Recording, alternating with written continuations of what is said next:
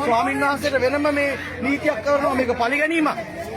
උන්වහන්සේ වෙනම පීඩනයකට පත් කරලා දිනවා ආතතියකට පත් කරලා දිනවා. අද පොලිස් නිලධාරීන් හැදිරීම මෙහෙමනම් මේ රට නිරාගේ මේක රාජ්‍යයක් කරන්න කොන්ත්‍රාත් වරන් දෙන පොලිසිය කියලා එකක් අපිට හිතෙනවා. මේ බුදුරජාණන් වහන්සේ වෙනුවෙන් වහලක් යනවා එකට තමයි අද උන්වහන්සේ නීතියෙන් අවසර තියෙද්දි නීතියෙන් අවසර තියෙද්දි ඔප්පු දිරප්පු තියෙද්දි ඔව් ඇතුලේ කොහමද උන්වහන්සේ ඔබ කියන අපේ ප්‍රශ්නයක් තියෙනවා. මේක පරිගැනීමට කරන දෙයක්. අධිකරණයේ කෙරෙහි විශ්වාසයක් තියෙනවා. අධිකරණයට අපි ගෞරව කරනවා. අධිකරණයට අපි මේ වෙලාවේ කරුණම ඉස්සනම ආචාර කරනවා. අධිකරණය කරන අපිට සැකයක් නැහැ. නමුත් අද මේ නිලධාරී හැසිරීම අන්තමේ ඊට දූෂිත නිලධාරී විදිහට හැසිරුනේ. අර දක්කගෙන හරක් දක්කා වගේ ගැහුවා මේ මතින්.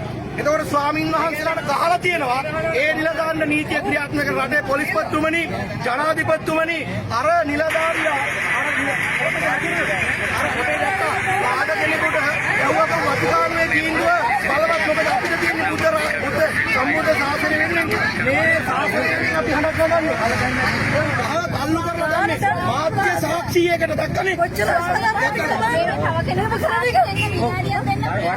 අපේ ඉදිරි පිට එහෙම කරනවා ඇතුලේ කොහොම පරිගන්නවද අපිට විශ්වාසයක් නෑද බන්ධනාගාර ගත වෙනකොට අවසාන මැරිලා එළියට આવුත් මොකද කරන්නේ කවුද වග කියන්නේ ඔව් පොලිස් නිලධාරිය ඇතුලේ ඉන්නේ මිනිස්සු